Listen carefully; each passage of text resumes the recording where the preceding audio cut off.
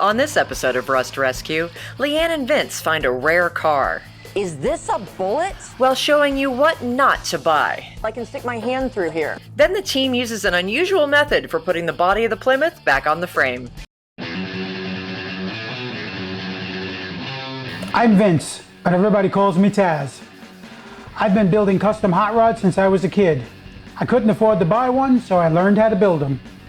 This is my partner Leann. When she's not out shopping for cars, she's racing them. Our team rescues rusty old wrecks, and we'll teach you how to restore them for just $10,000. Why are you only going to give me $10,000? You're gonna be lucky if your wife lets you spend that much. That's true. So if you're not afraid to pick up a wrench and get your hands dirty, we'll show you the right parts, tools, and techniques to get the job done. This is Rust Rescue.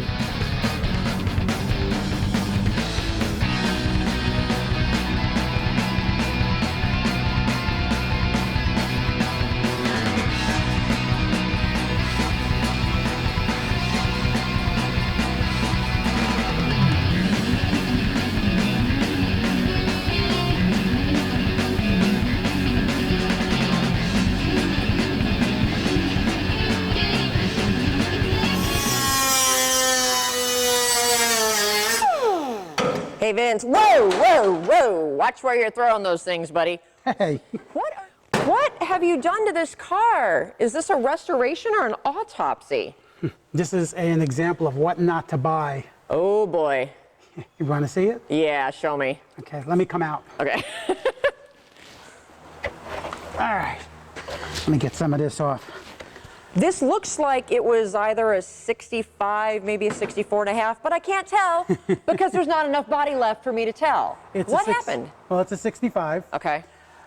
They sent it to us from another body shop, which supposedly had this car. I think he said he had this car 3 or 4 years there, and they sent it to us so we could paint it because they were. Doesn't look like there was much left to paint. Well, you know the way I am checking out the cars before we paint them. We found a mess on this car. When I tell you a mess, this thing was just rotted from every angle. Well, that explains why there are pretty much no body panels left except these nice new ones, which Right. thankfully those are readily available for this car. I mean, we literally took the entire rear of the car. We started out by doing a quarter panel and rocker panels. Once we cut those off, Snowballed from there. yeah, once we cut those up, we found holes and everything underneath it, so we cut those out. Once we cut those out, we found that the rear of the car was rotted, so we cut that out. That explains the autopsy. Pretty much. And we're still not done. We still have to cut the floor pans out, but if we do that now, the car will collapse. Yeah, there's no structure left. There will be when we're done. So Well, what is this is what is left of the car that you this cut is out. some of the parts. Okay, let me. What is some of this stuff? Let me show you. All right. So this looks like what is left of the car. Well, this was the quarter panels.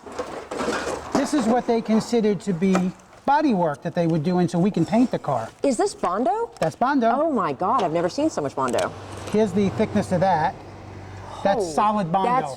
That's about my half a God. gallon of Bondo right there. There's no metal there Nope. at all. And I mean, you can see the rot. So they just covered that up. What is Then they this? decided What's to this white fix. stuff? Well, they decided to fix a panel, and they. Are those beer cans? No, that's a paint can. That's a paint can?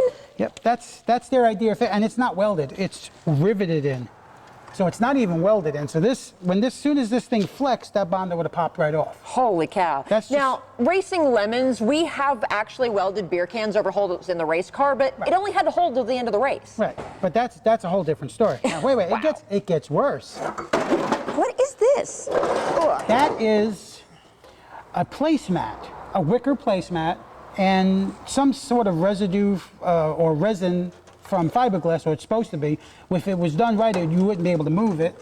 But that's actually, they put that on there and then they Bondoed over it on some places. So That is actually a placemat. That's Yep. not the fiberglass weave. What? I've never seen any of that. And he paid for this? Yep. We Whew. paid about $4,000 to have all this done. Wow. So this is a great example of what not to do. And what not to buy. And what Now, not to buy. If you would have looked at all this or brought it to somebody like us, we could have told them. I mean, we spotted this as it was driving in. Wow. Oh, it gets worse than that. Let's go to the front of the car. Uh-oh. Ugh. Oh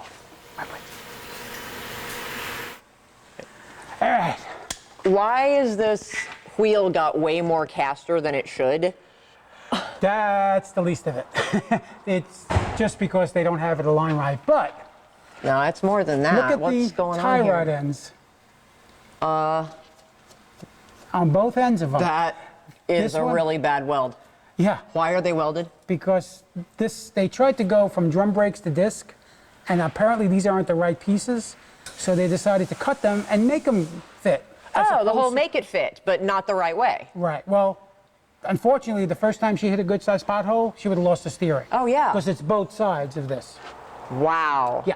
Now. That's a wreck waiting to happen. This thing is a death trap. Oh yeah. I mean, the front of it's not too bad. We've got to change some bushings and here and there. The motor runs really good. Hey, at least But something works. They painted the engine bay to put the new engine in, and this is what they painted. Yeah, let me just. Thank you. Thank anytime. There you go. you. Ah! That's what they painted. Rot. There's a hole I can stick my hand through here. Yep. She would have hit a good bump. That's and the then- battery. Yep. Battery would have fallen out of the car. Okay. So they didn't repair this before they just painted it. Right. Exactly. Now, let's move to the center of the car. I'm scared to go under it. Let's go. All right. Going to the rear of the car, that's your subframe. That's what holds the rear of the car on, if you notice. That's what's left of the subframe. It's rotted here, here, That. here, There. here, and all up in the front. So this entire subframe's got to be pulled out still. Wow. And that's on both complete sides. So it's pretty much done. And remember the placemat? Yeah, it's this waffle weave stuff. I don't even know what that is. But it's, if you notice, it's all the way in here, it's all the way down here, and I think it goes all the way to here, if I'm not mistaken. Was there any expanding foam? Yeah, it was in the Oh, inside the great. trunk. I also found a rat's nest. I found acorns, chestnuts, all kinds of stuff inside the real wheel wells. So this car is a great example of what not to buy. It gets even better. There's Now, more. this is because he bought a car that he didn't look at. This is the workmanship that people did. You know what that is? On the drive shaft here? That's the gas line. On the drive shaft? Yep. Do they not know that that could be possibly explodey? Yeah, first time they hit a good bump, this would have wrapped itself around here. If you caught notice, fire. and caught fire. So she would have, one way or another, she would have died in this car. Wow. So, but now, and this, he's got two cars here with us. So he brought this one in because of what we did on the other car. This just needs a lot of attention. Now his other car, there's a whole big fun, that's the good side of what he bought. Let's go look at that. Okay.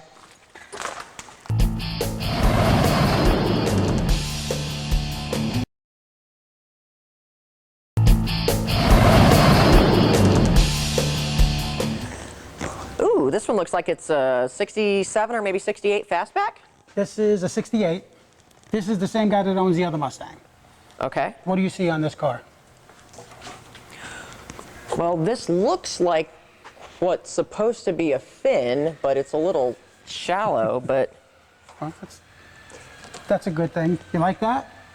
Is this, oh, don't tell me this is the Highland Green. That's Highland Green, and that's the original color because it was under the roof rails. Nobody's ever taken the roof rails off. Right, Now, so if you look can at see there's the right. purple or whatever they've been painting it, but Okay. that's...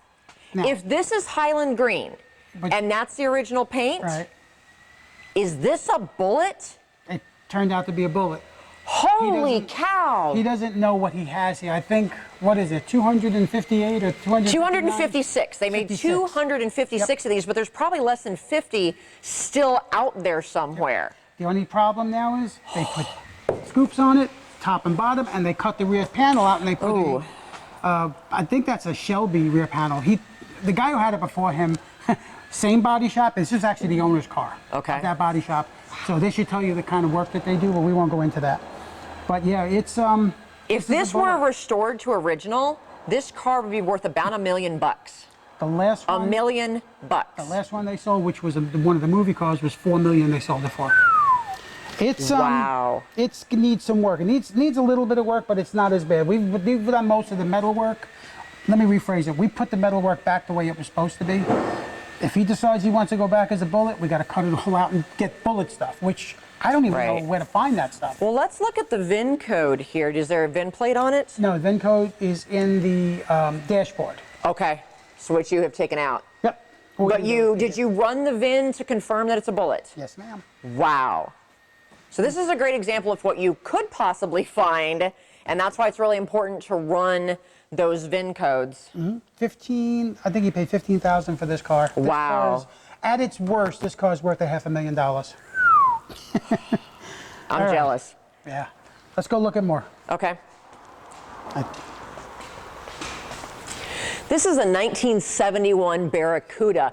Now, it's the Barracuda, it's not the Cuda, so it's not worth as much, but it's still a convertible, and it's still worth some coin. So when you decide what kind of car you want to look for to restore, go online and see how much these things are worth fully restored. That way you'll know how much to pay for it and how much you can invest in it and still make it worth your while if you're not going to stick to the $10,000 budget, which on some of these can be difficult. But unless you know how these cars are put together and where to look for the common places that rust or how to look for body damage or poorly done previous repairs, it's a good idea to bring a classic car restoration expert with you before you buy the car. So Vince, let's look at what is on this car, because this car might at first glance look okay, but I know there are some issues.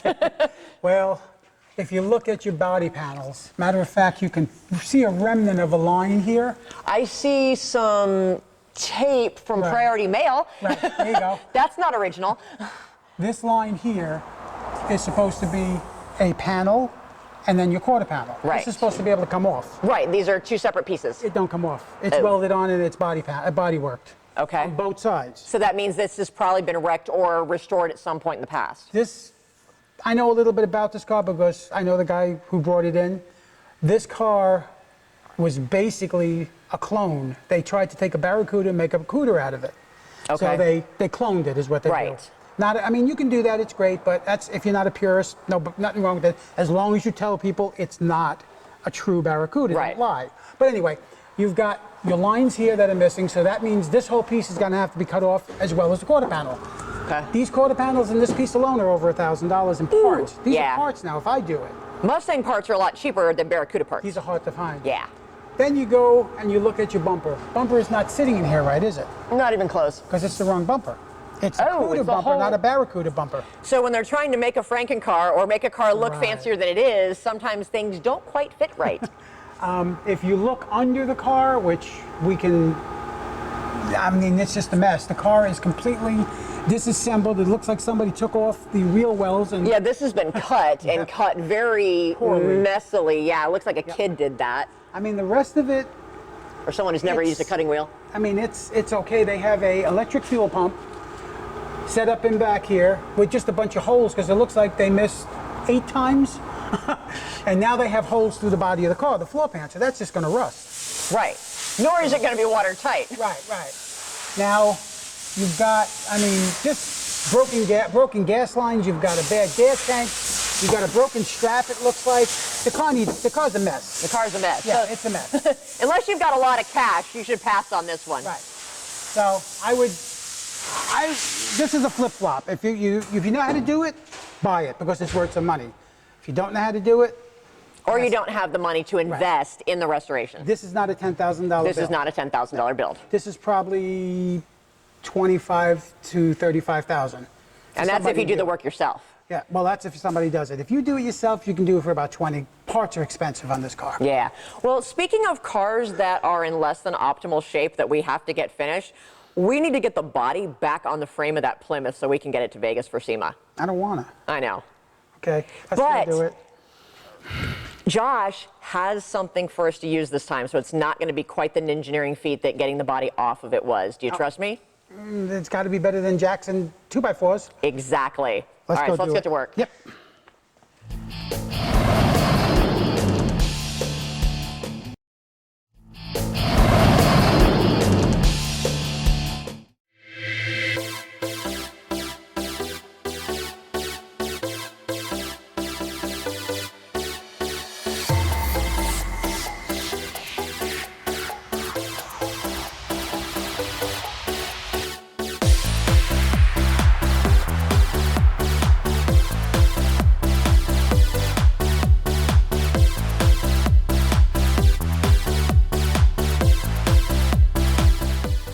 Whether you're looking to purchase a classic car that's already in good condition and ready to drive, or you're looking for a restoration project, you need to have a pre-purchase inspection before you buy it.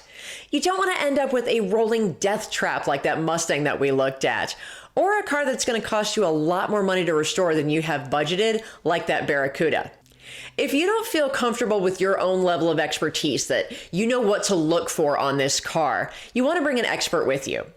Now, you might find a local restoration shop that will send someone to do an inspection for you, but honestly, those guys are so busy, they're probably not going to have the time, especially if you don't plan to do the restoration work with them. But don't worry, that doesn't mean you're completely on your own. You can call the Lemon Squad. The Lemon Squad is a nationwide company, and all they do are pre-purchase inspections from coast to coast of used cars. They inspect everything from your regular run-of-the-mill used cars like Hondas and Toyotas to classics and vintage cars, exotics, motorcycles, commercial vehicles. Heck, they even inspect used RVs. On a classic car inspection, they're going to look for body damage. They're going to look for all of those rust areas, signs that the car has been previously repaired or restored. If the car's running, they're going to test drive it and look at all the mechanics underneath the hood. They'll look at the electricals, the interior condition, even the tires. They're going to look at everything that they possibly can look at on that car. Now, if you're asking them to look at a barn find, they're probably not going to find everything that's wrong with it, because the reality is with restoration projects, you never really know what you're getting into until you start tearing that car apart. Remember that expanding foam we found inside the A-pillars of our 49 Plymouth? Yeah, you may or may not be able to identify that in your pre-purchase inspection, but they're going to be able to catch a lot of things that could cost you a lot of money down the road.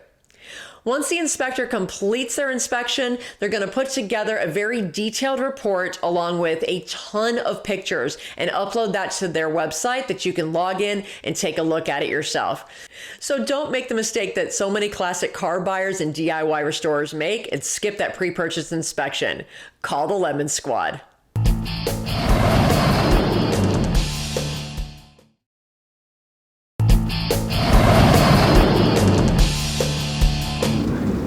We are finally ready to put the body of our 1949 Plymouth back on the frame. If you remember, the way we took it off the frame was what we call the cheap and sketchy way. And in retrospect, it actually was a little bit dangerous. So we are going to put the body back on the frame using our friend Josh's tractor. You can also run a forklift, but that's a little expensive, and we're still with the cheap stuff. So he's not going to let me drive this, so I'm going to go grab Josh, and he's going to bring the tractor in there. I'll grab Vince and Chip, and we're going to get the body of the Plymouth back on that frame so we can get everything lined up and see where we need to weld in our floor pans.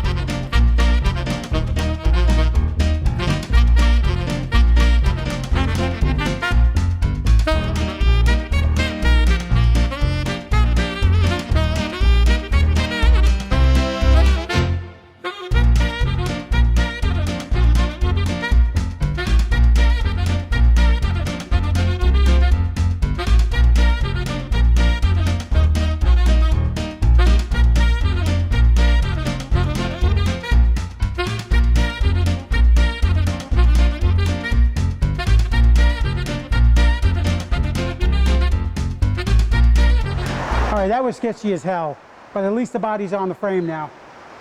All we got to do is just put the mounts on, start tacking down the floor pans, and get it ready to go to SEMA. Hey everyone, it's Taz and the Car Chick from the new hit online TV show, Rust Rescue. Come see us at Vegas at SEMA, November 5th to November 8th. We're going to be in the Zero Rust booth with our 1949 Plymouth project. It's the North Hall, booth 10779. What is it again? 10779. It's right at the entrance to the North Hall in the collision repair area. Good, I won't get lost then. Exactly, but you know, if we're going to make it to SEMA by November, we have got a lot of work to do. So We will see y'all in Vegas. We're going to get back to work. Yep. Okay, I got to figure out what I'm going to say. Okay, now that we've got the floor pans, go ahead, dude. Now that we've got the floor pans in place from classic to current, I had it right? Current? Classic. Classic to current. Poor Chip has been sanding on this truck for... and rolling. Okay, now that I've got the temp... No, I knocked the timer over. Start that air anytime. Okay, now that we've got the temp, please.